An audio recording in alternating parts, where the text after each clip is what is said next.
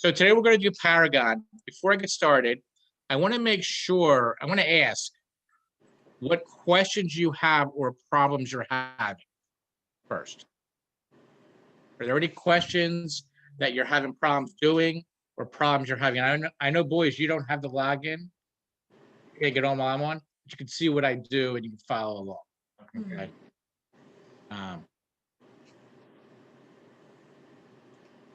One of the things that I like for everybody to do is to make sure that they are playing around. You know what? I gotta minimize the screen. If you have questions, take yourself off mute and ask them out loud, okay? I have a question. You ready? I'm waiting. Okay. I will research one property on Paragon and then find it on Bright, and it will have two different information from the same listing agent. And then you go to find, make an appointment on showing time. And there's been times I, one, can't find this property using the address or the MLS number, or two, it'll bring up different properties. So this one property, I contacted the listing agent and she was very snarky with me. And she was like, well, I don't know, nobody else is having this problem. You're the only one having this problem. And I said, well, I'm looking at a piece of property in Arlington, Virginia with your, the number on the MLS number. And then like 2 minutes later, I looked again, I researched it again, and it came up correctly.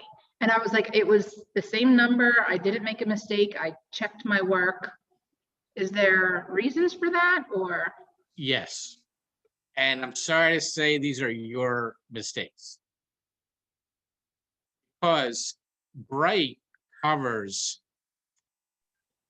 I think it's now 77 different MLS sites, MLS areas in 9 states. So you have access to Bright on many different areas. Now you can't sell real estate in Virginia either way, it doesn't make a difference. But when you're putting information in Bright, you need to make sure you put the county in. Does that make sense? I have to make sure I put the county when I'm searching for it. Yes. But what if I find it using the MLS number and that's the property, that's the info? Because the MLS number could be, remember, every MLS is different. So the MLS could be you could have the same MLS number from a different state too. Right. So I wouldn't always use the MLS number, but I would use the address. Now, showing time is a whole different story. Not everybody uses showing time, especially in Bright. There's several different service companies. There's CSS. There's a couple different companies that use different things. Some don't use showing time at all. So you're going to find overlapping information. While there's different information, because don't forget, MLSs don't carry the information over to each one. You have to fill it out. So an agent that is choosing Bright may not want to put all the same information in Atlantic County. The Bright agents look down to us, people from Paragon. Okay. Okay. Here's the second problem I have found. I'll use the address to look it up, I'm specifically thinking of one property, and it'll bring up an old listing. There is a new listing, but when I look it up through the address, it only brings up the old listing from like 2007. So I don't know, it just got frustrating, like until I found, I don't know, it just got frustrating. So here's how that works, so you understand. Try and put as little information as possible when you're bringing up a property, because some people in this address screen, let me close this out real quick, hold on. That's his. In this address screen right here, the street name, if somebody puts an N, like North Dorset, and the address, it's very hard to find it that way. But somebody might put that north in there. That's why it's better just to use your set and the number. Don't use north, south, east, west at any time. You do want the old, when you're looking for a property, the best information you can get is older information because you can see what's been done to a property over the years. Okay. And that's how you find out. That's one of the big reasons I always look for, when I do an MLS, when I find a property, I look for the old MLSs on it. Because sometimes, especially in the 2007 range and older, you can find out a lot of times it had oil tank. And then it's a question that you didn't know. Hey, Mr. Seller, what'd you do with the oil tank that was here? Do you get the paperwork? Because a lot of people hide the information. So if an old one has there was an underground oil tank, now you know that it was there. At the same time, it's your job to make your check back, to do the research on the property. You understand? Good nugget, Noel, good nugget. What? Good nugget. I like it. So it, whenever you're doing, let me turn this up because my Siri keeps waking up on me.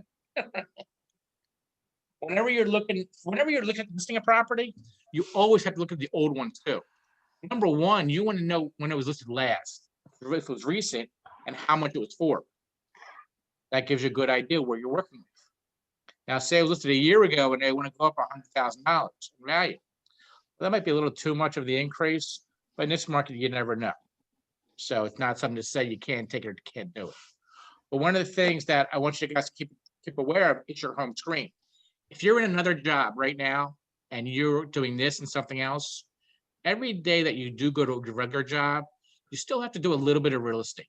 Even though you might be exhausted when you come home, you got the kids, whatever, whether you jump on your command, whether you jump on a Paragon, whether you do something, 15 minutes, even on your work days, has to be spent doing some type of real estate because you'll end up, as you go to your other job and do your other job, you start not doing real estate. And you'll get into a role of not doing real estate. Anything, just jumping on the Paragon, just checking up on Paragon and doing a hot sheet. Everybody know what a hot sheet is? No. I haven't done one yet. Okay. So a hot sheet gives me an idea of what's going on in the market. The most recent hot sheet I could do, but if I just click on the word hot sheet right here, I can click on a date range of when I want my new listing. So I got a client I'm working with right now, and I want to see the listings from the 10th. Okay. I only want new or price change or back on market. And I want Northfield,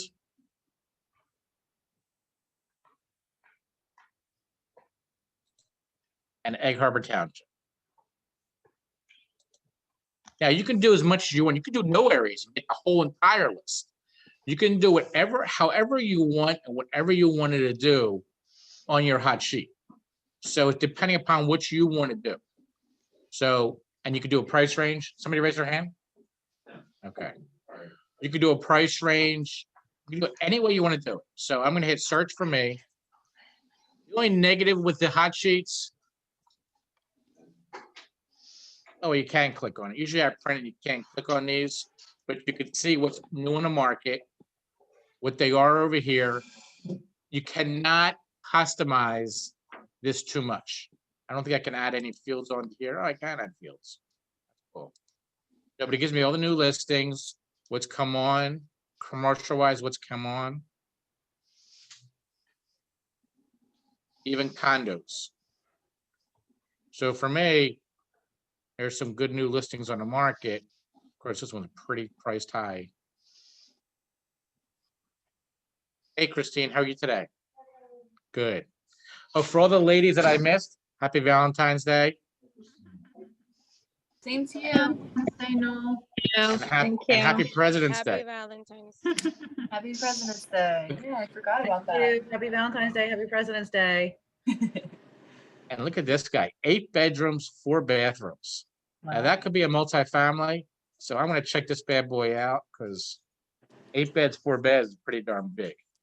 For 389. And this is a single family house. It's not multifamily Wow. Wow. and big, 4,000 square feet. I haven't gone down yet, but it's probably some big taxes. So no, why would this be 389,000 as an 8-bedroom? And What's what? wrong with it? Maybe not updated. It's 8 bedrooms. Yeah, I'm looking at it. It looks like it's in good condition. I'm Well, just you know what it is surprised. also? It's overly too big. Oh, So 8 bedrooms is not really a great feature on a house because you're never going to find a comp that's 8 bedrooms.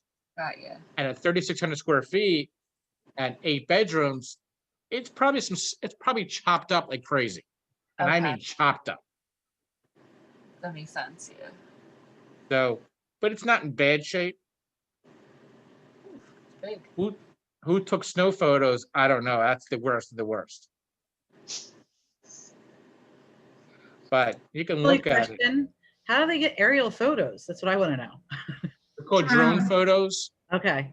Most photographers will use, you can just ask them right in the beginning if they do drone photos. Mhm. And so the rooms you can see right here are sizable. This is almost, remember when a guy's explained to you a galley kitchen? Mhm. This is like an expanded galley kitchen because it's long. It's a wall on one side, all the stuff on the other side, and sink at the end. But it's wide enough for a table in between. It's not narrow, it's pretty wide, but it's still like a galley length.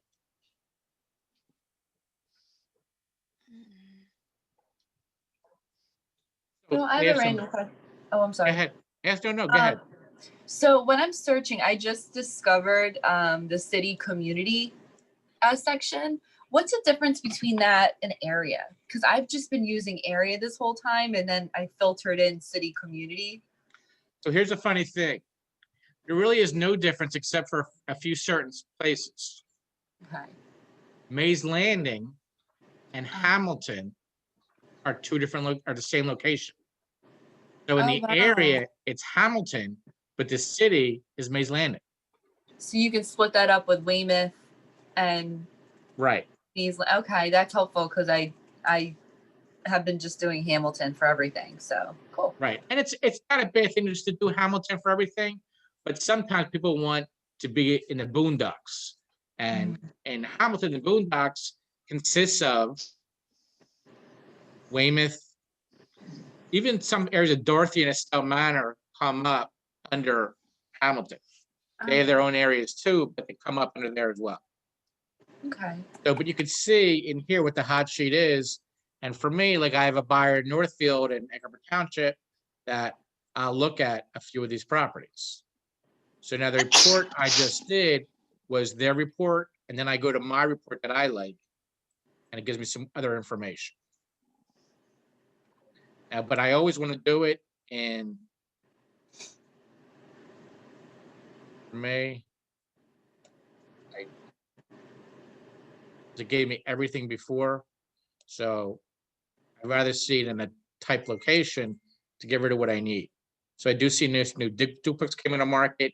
You don't see too many duplexes in Egg Harbor Township.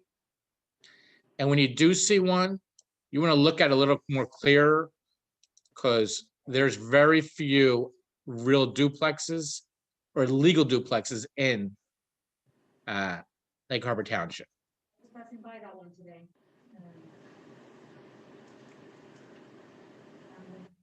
A multifamily means more than a duplex, right? What? Multifamily can be also a duplex or it's more than two? Multifamily is duplex Okay, so- or more. Or more, exactly. Right. No. Yeah, go ahead.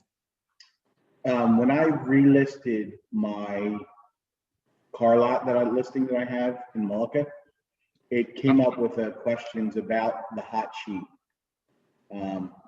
Unfortunately, my client did not want to lower the price, but could you give us any advice on, when you're extending your listing or whatever, what that was queuing me for?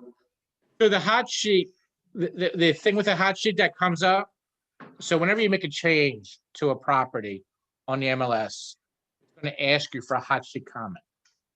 And so the hot sheet comment is something you're trying to stand out to other agents. So Gotcha. for your property would be, don't miss this opportunity. Right, gotcha. So it's something simple. When you reduce the price, when I reduce the price on anything, I blast it out everywhere. I blast it out to showing time. So on showing time, you can actually send out a notification. You probably get them all the time. If you're registered on showing time, we send out notifications all the time that consist of, no, not regular customer feedback. When you do feedback, you're in the notification list of a price change. So when a price changes, or highest and best, right? So those notifications will be sent out to anybody that showed it. It can be sent out to anybody in the MLS, anybody in your office, even assistants that are registered on showing time. They'll give you 4 options to send notifications out to. You can be tight and just send it to agents that showed it. So this way you don't get a lot of crazy offers. But if you put all agents in there and they wanted to show it, everyone's going to try and show it last month. So those are the things that you want to do. Now, one of the things you guys are going to notice on mine, I use Save Property Searches. Save Property Search helps me out in other types of markets. Right now, we don't really have it. We don't have the busy market where there's a lot of bank owners in the market. But this is going to change soon.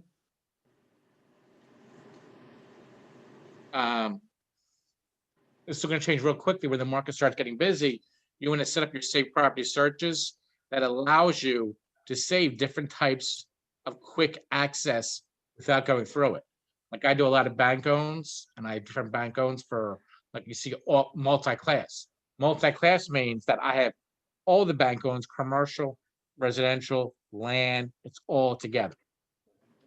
If I want that, then I have just residential homes, commercial, all broken out. Now, everybody has some saved searches automatically in theirs, but when you want to create your own saved search, a regular search you're doing, and then you're saving it, save search as. When you click save search as, it goes into that save property searches that you make right here. So far I've been saving my searches and searching things for like specific clients, but that's genius. Like here's single family, 4-bed, 2-bath, there's those properties. These are, so you're like, classifying them differently. Right. So you can also just as easy save it by here's an agent that I had, or a buyer I had, that I made her own search. Now this lady did buy from me over a 3-year period, like 100 some properties. So she had her own name search. But with right now, but she was a heavy bank owned person. And so you can see what I had here. I yes, I'm bank owned, 3-bedroom minimum, and the price range 1 to 150. And it was everything. Now, this on average, when we were doing this, was always 30 to 40 properties. This is just the current market we're in where there's nothing. I would say 6 months from now, this should change drastically and be 30 to 40 every single time I look at this. Bank owns are coming on slowly but surely, but they are coming. I looked at one over the weekend that's coming. I have my own 8 to 10 properties that are just floating out there waiting for certain things. And again, these are the common areas where you're going to see the bank owned properties. Most of these are property already sold. Oh no, this one's still sitting out because it's got off and way overpriced. And then this one as well is a little overpriced. It needs to kind of work. And this neighborhood's getting a lot of properties. So, but you'll be able to do different searches for you. Now, you're also going to see over here the CMA function. CMA function can be used by you guys to create a presentation. You have a kind of a wizard. It's different things on here to use, but you don't have to use this one. The way I teach you is to find comps. You ever been in my CMA class? is to find actual comps and put them in a smaller presentation for yourself. Because the numbers, I'm going to tell you real honestly, the numbers are important for you so you know the market. You can talk to your seller about it. The CMA Wizard is not as important because you're actually putting your presentation before together through Command and other sources, sell yourself and the company. Your sellers have an idea where they want to be. Did someone say something? No, okay. So the sellers have an idea on the price. You know what they do? They go online, they go to Zillow, they go on the websites and check out what the value of their home is going to be. Your job is to, you can look at Zillow too and look at what they came up with and see where their head's at. And you have to disclose, show them where that value came from. Now, your value and Zillow value might be $50,000 difference. Zillow and Zillow uses algorithms. But I said that word, but we're close enough. That take the square footage, price per square footage in the general area of that city. And it's based on the square footage of that area. Not the location, but the whole area. So they'll take Mays Landing, all of Mays Landing, price per square foot, times the house. 9 times out of 10, that's going to be their value. Now, your goal is to show Mr. and Mrs. Seller, well, Mr. and Mrs. Seller, you live in this location. Zillow is basing on the entire area of Mays Landing. Your value should be up here, or your value should be down here. And these are the reasons why. This one's sold here, this one's sold here, and this one's sold here. Why we should be at our value. Now, in this market, it is crazy. My Scojo guys over here, they can't get an offer done on a property without literally being 50,000 over the last appraised value. Now, right. And what does that mean? It means that, I mean, I have buyers right now. I'll be honest with you. I have buyers right now. I tell them don't buy right now. I'll be honest with you. I mean, I have tons of buyers that I push them not to buy right now. Bad. It's terrible for me. I need the money more than anybody. But the reason right now we are in a really weird market. And you're going to see a year from now, prices are going to be 10%, 20% lower than they are right now. So every seller, it's good for me because every seller is going to be upside down. They're going to be going back for foreclosures again. I'm okay with that. I tell you a quick funny story. One of my good friends, when I was growing up, his father owned a credit agency. They would own a collection agency. And we were watching TV one day at his house. He's got this big. Now this is old. This is back. I'm pretty old. This is back in the 70s, maybe early 80s. He had the first big giant screen. Had the things go from the ceiling going down to the TV. It was old school. So we're watching the news, and the news goes, record credit defaults. He said, yes, record bad news, record unemployment. All this is bad, bad, bad. He's like, yes, yes, yes. So all the bad news comes out. He's really happy. Well, I'm the same way now. All the bad news makes me very happy because it changes the market to benefit us. A rising market does not help us at all because right now listings are as low as they've ever been. There's never been ever. I'm 34 years in the business. I've never seen so little listings out there, ever. I've never seen prices rise so quickly without the ability out there. Now, there was the same kind of increase in the market back in 5, 6, and 7. But back then it was because there was a mortgage market that existed that anybody could buy. No matter what your credit score was, you could buy a home. No matter what your income was, if it didn't exist, we could find you a house at 100% financing. So anybody could buy a home. Not the same case anymore. So with right now, it's just a really crazy market. So it's tough to buy. And you got to be careful with your buyers. You want to make sure they stay with you. You can tell them about the market, explain them to them and everything else. So in here, you have your listings. When you're adding a listing, make sure you're clicking on the correct one. If you're not sure if you're a condominium or a townhouse with with a fee simple ownership, make sure you know in advance. So what that means is some townhomes are condo ownership. Some are fee simple ownership. A fee simple ownership does not go under the condominium ownership on a townhouse. Does everybody understand what I just said? Speak out if you don't understand. Okay, so I guess you don't understand. That's good. Mapping searches.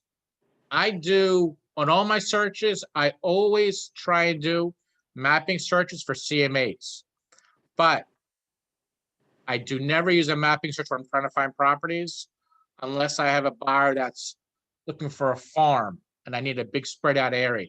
Then I can just open up all the areas, or I don't even look at anything except for I'll put in my price range, 200 to 400. I can put in areas. I do need, always need the status. And don't just hit active, click on active, back on market and extend it. You don't want this right here. And the reason why you don't want this right here, the UCCS, if you send a property to your buyer and it's under UCCS and they look and they love it. Oh my God, I love this house. UCCS means under contract, continue to show. You know, there's a buyer on it. So now your buyer could actually be stuck on a house that is not available to them. They're like, well, let's just wait and see if it comes back on the market. Now another house could actually come on the market if they want, but they're glued to this house to see what happens. Don't click on it.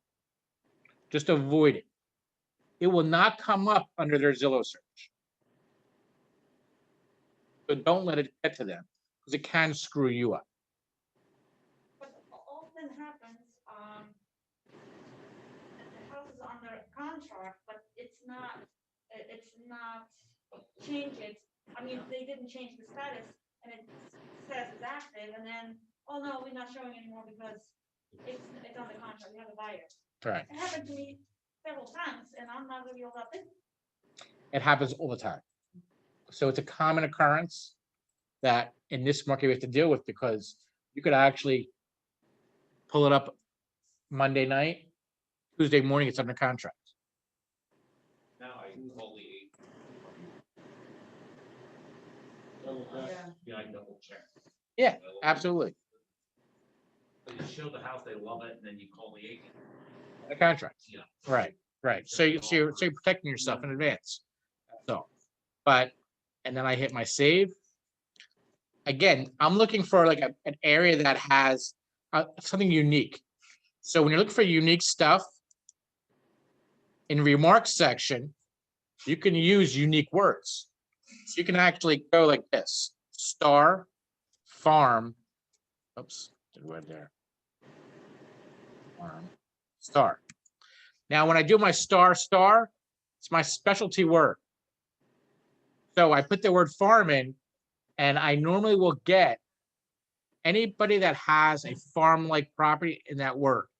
Now, at the same time, when you put farm like that, if there's anything else in that word farm, it's going to come up too. So right now there's 306 property that came up in that price range. I know there's no chance for that. So I will add one more thing on here, which will be, look at that, that's crazy. It was right before. Oh, it's because I came off. So there's 6 properties that are for sale. Prior to me putting this in, there was 306 properties available between 200 and 400. So it shows you right there that it works good if they put it in there. 9 times out of the time they will. They'll put the unique, what? These are like farms. I'm not saying they're exact farms, but this one in Summers Point might be tough. But you can do any type of word you want in here. You could do log home. As long as they put it in here in the remarks. So there's no log homes right there, but let's just put log. 2.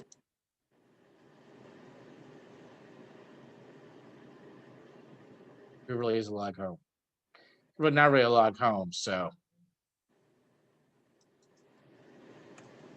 This one is a log home. Yeah, I know. Hey, John, Yeah, go ahead, Noel. how you doing with your log home? Our buyer is having some emotional, or our seller is having some emotional attachments. They're moving really slow. We did connect them with a KW agent down in Tennessee, but they want to buy a house before they list. So it's a very slow going process. As long as they have the money to do it, it's good. Yeah, they got that covered. Okay. Because we got a buyer in here too that wants a nice farm, so that could be a good property for them. So, but I want you guys to realize there's so many different ways of doing searches. Make sure also you're using your features. So the features allows you to scroll down what you want a little bit differently. So when you're asking your buyer your wants and needs, remember, we don't just have buyers that send us properties. We need to know what they're looking for. What are their wants and what are their needs? The wants and needs allows you to limit what they look at. Because if they send you 80 properties or 50 properties, I found this one, I found this one, I found this one, and then you have their wants and needs list, it's something you can go back to them so you don't waste your time looking at houses that you already know they're not going to like. So no, I have to have a basement. Okay, great. And they send you a house and it's crawl space. Hey, I just want to make sure we're on the same page here. We went over your wants and needs list, and you said you had to have a basement. This one doesn't have a basement. You know what? No, you're absolutely right. I'm glad you told me that. I missed that part. I will take it off. So it's important because then if they say to you, you know what? I could get away without a basement. Great. I have about 5 other properties I want to show you. So it helps you narrow or expand their list of what their wants and needs are. So area-wise, so I'm going to go to a conversation I had with Katerina that she said to me the other day. I want to be 30 minutes of Philadelphia. I don't care where it is, 30 minutes of Philadelphia. Well, I will tell you 30 minutes of Philadelphia, it's probably about 100 cities. Because first of all, Philadelphia is a very big city. There happens to be literally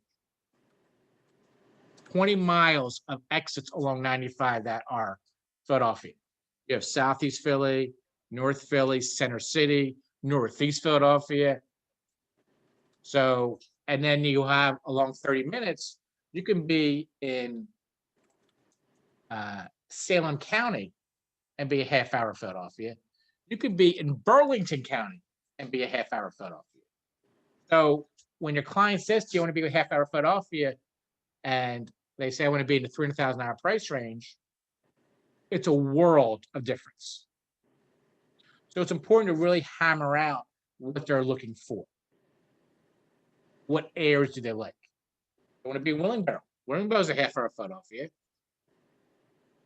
I want to be in Williamstown. Okay, what kind of home do you like? Do you like the ranch? Do you like the 2-story? You want to know before you start driving, first of all, half hour, 45 minutes away, what they like. That's your wants and needs call. Now, that wants and needs call also goes into play on what you're looking for. Well, we need a basement. What are your wants and needs? Do you need to be moving condition? Well, what's moving condition that of people that's the same as to you? It might need carpeting. Most homes you're going to walk into need something. It's impossible to walk into a home and not need anything once it's full rehab or new construction. Everything else will need something. It might need carpeting. It might need painting. Remember, most people live in a home have been there for 5 or 6 years. They have paintings on the wall. They take those paintings off the wall. There's an actual square in the wall now, because over time, walls Walls actually change colors over the years. Not that they fade. Paint fades, everything fades over time. But that picture stopped the fading from happening. So you're always going to have, even if you painted that 5 years ago, you put that picture on there, it's going to be different. There's no question about it. But you're always going to see the carpeting goes bad after a while. And you want to change carpet, no matter what. You're buying a home, you want to change that carpet. You have no idea what happened on that carpet. So it's a budget that's got to be in there. Hey, Jane. Good. The heat, you're going to find all this information out. So in heat, for some people, it's really important. I don't want oil heat. Well, then you noted, click right on here, must not have oil heat. So these are questions that you can learn to ask. I have to have a fireplace. Great. Is gas okay? Or do you want a wood burning? Questions to ask.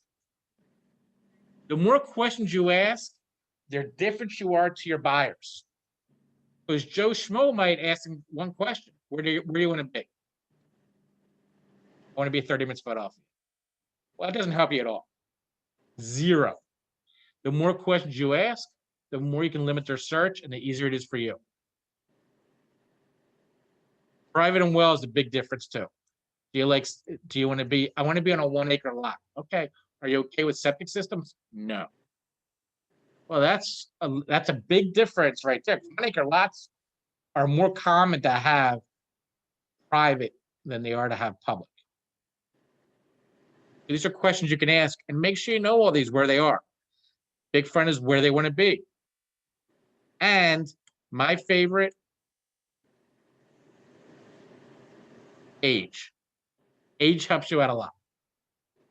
Somebody wants to be in a home that's newer, but not brand new. You know you're in your 6 to 10, 11, 15. You can hit multiple spots on here.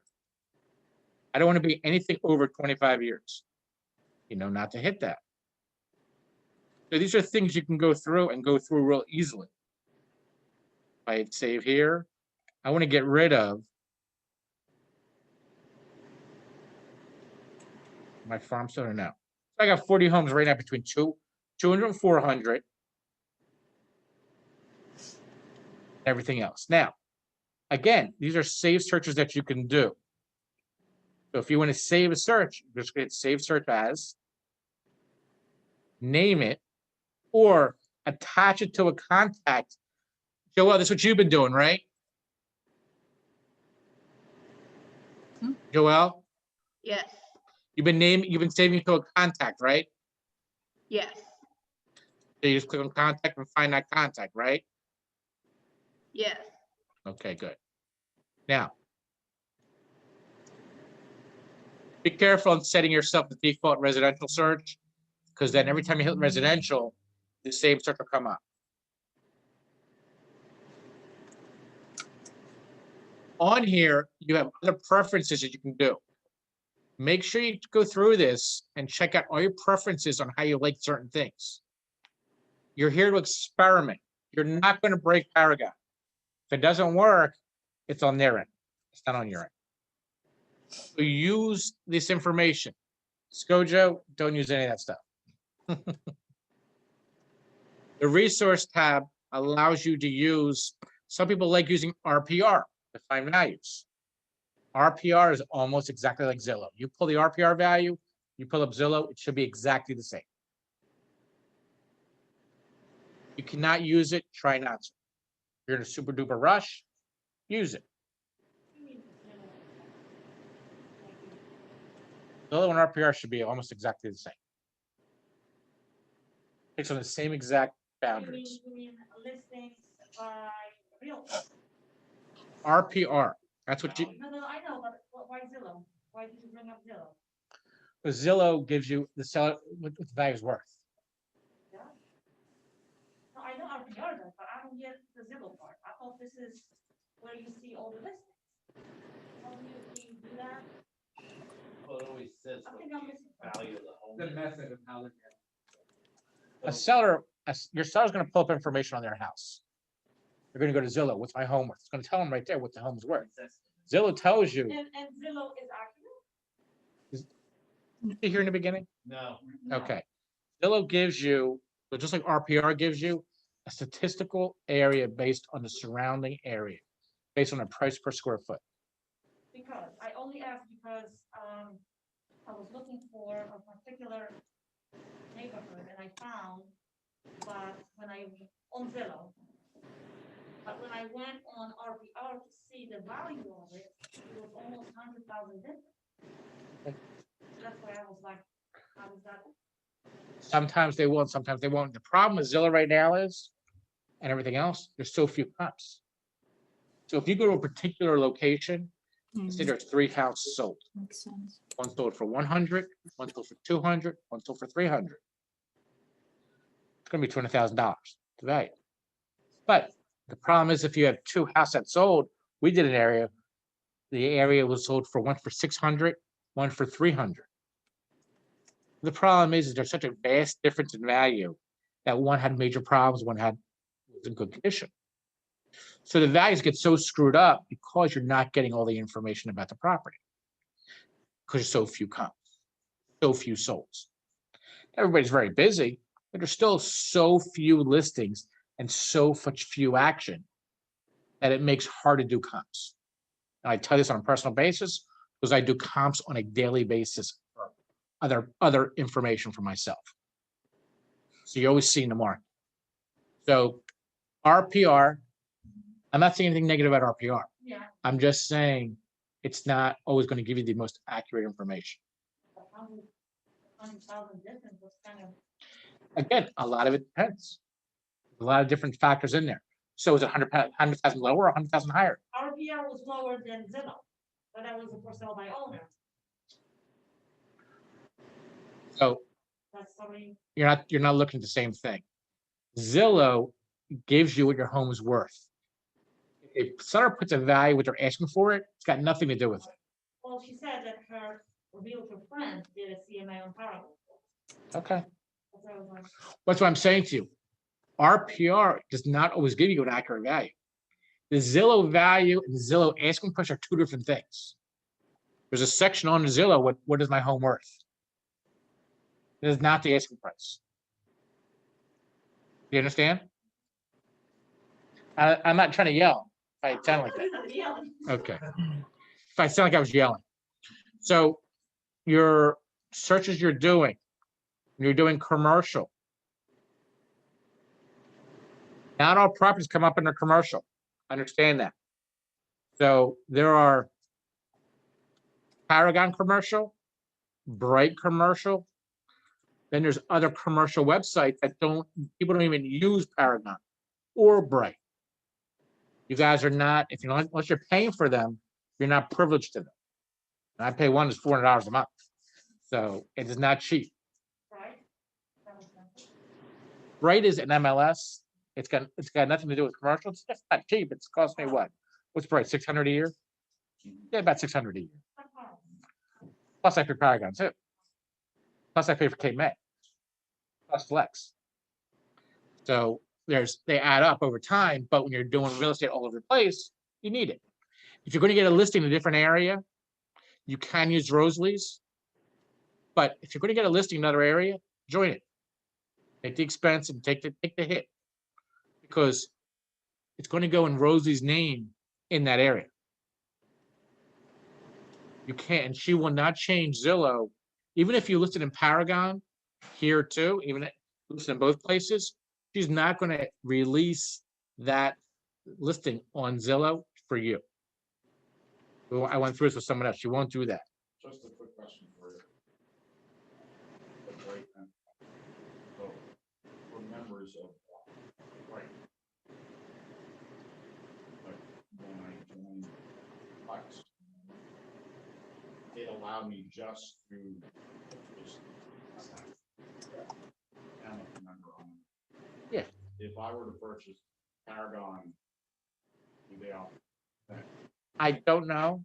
Like I'm a member of Cape May Paragon only, and it's pretty cheap. It's like 170 or 120 for the year. Only part of it in part.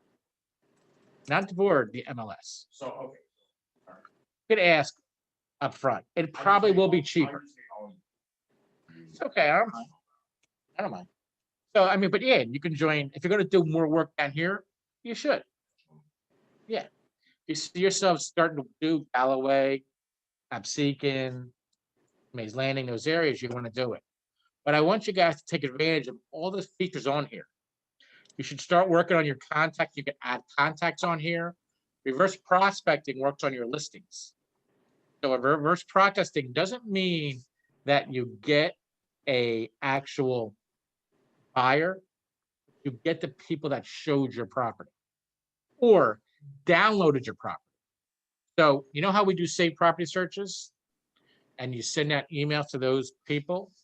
So anybody that actually, a listing that you have that downloaded or sent the property information to a buyer comes up on reverse prospecting.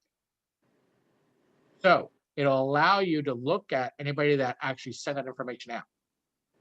So what it means to you is that you can actually give somebody a phone call, another agent a phone call. Hey, I saw you send this to your listing, and to give them a client number and they'll have that information. And it'll allow you to reach out to them. Hey, I saw this. Do they want to make an offer? Take a look at the property. We're getting ready to reduce it. I want to give you a call. Now, in this market, you don't need to because everything sells right away. But at the same time, save an overpriced listing. It's very common in this market. And you're getting ready to reduce it. And you saw that this person sent it out to somebody. Hey, I want to give you a call, let you know that we're getting ready to reduce this $20,000. So now they have an incentive. Oh, well, you know what? I have a great buyer for it. You can work a deal right away. Highest and best is a nice feature, but it's not always the best feature because you'll get people that'll actually overbid for somebody, but will then back out of that deal. Can't tell you how many times my listings, we went highest and best, and that property ended up back on the market. For whatever reason, that buyer didn't go through with it. So highest and best is not, the best offer is not the highest offer. Best offer is the strongest offer.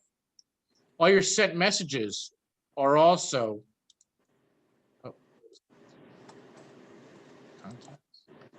all your sent messages, everything you send to buyers is on here. So it gives you an idea of what's out there, what you send out.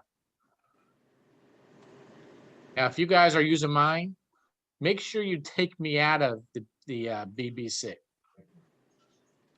Yeah, no, I don't know if you do, but take me off at the BBC and then forward it to yourself and then send it out.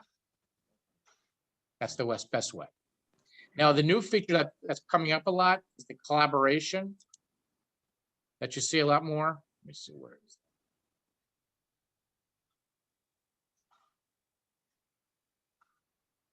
So the financials are also good for you to look at too, to give you an idea on different features for you guys can use. Buyer closing costs, the buyer costs, what's involved, buying versus renting. Take a look at these things and play around with it. It'll give you a great idea of the loan amortization, net proceeds to a seller. When you go to a listing appointment, you're not just giving them a price, you're not just selling yourself. They're going to ask you, hey, what am I going to get out of this? You better have your actual net sheet so they know. What are the costs involved to a seller? How much is transfer tax? So the easiest way to do transfer tax is just to Google search it for transfer tax calculator, pops right up, punch the number in, boom, it's done. Quick and easy way. But you want to put the other costs that are involved in there too. Membership. I always check on this to see the membership, the information about that agent. If it's not attached, it's much easier now because every listing actually has all that information on there. But prior to the changes to the MLS, it was not in there. So you didn't have the agent's license information and all that. But now it's all part of the MLS. So it's easy to write a contract. So agent and office ID, these were not always on here. A year ago, this was not here. So you had to look for it to find it. But this information goes to a contract. So you need this for your contract. Now, does Paragon work with someone, right? For some reason, they don't have that stuff filled out. Click on that, it'll. Yeah. Okay, So if they don't list it, you'll find their information, but their code does not have to come up here. That's why the beginning page now has a real estate license search. You can click right on this and get their information. But if you do click on it, use your mouse and hit right click it, so you open up a new window. It takes you right to NJDOBI. You just punch in the search right there. No, can I ask a quick question? Nope. Yeah, Michelle. So I see sometimes Tom puts together these reports of how many new listings in the area and how many sold and whatnot. How does he find that? So that's a metrics program that's more from the broker side, and Okay. we can't see as much, but you can easily do the same search, and in your own search, build a search the way you want it. So you can build an area search, a closed search, an active search, listing date. You can do all that stuff and build it. Mhm. You understand what I'm saying? Yeah. Yeah. And you can, when you customize your search, so when you do it, you see how mine lays out? You can customize these fields and add in listing office, listing broker. So that's how he probably does that, is you can scroll down here and put in the office name, agent name. Now, sometimes I'll do a, when I do my multi-class, or let's see, when I do my, multi-class search, I sometimes will be searching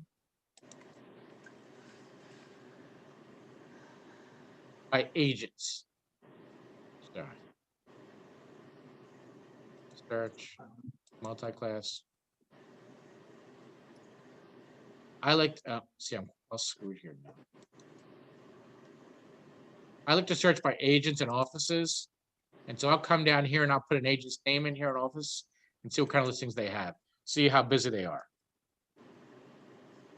Like this office I don't like, so I'll check them out. And I'll look at their active listings right now.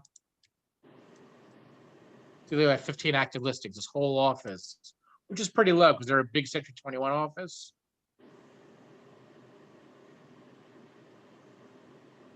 And I'll see what they got right here. And I know they went down because they had a big seller that pulled our other listings away. The lady I sold 90 some houses. So, all right, guys, I got 2 minutes left. Any questions? I tried to show you some tricks of the trade to make things a little bit easier, to help you a little bit. So it's okay to ask questions, all right? Now's the time. Amy, you got anything for me? Oh, I got a chat. Let me see. Like trick shortcuts. Thank you. Hey, Okay. Noel, I have a unrelated technology question if nobody else has any questions. Go ahead, hurry up. I'm having trouble getting into the Wi-Fi on my computer. Anything that you know I should check?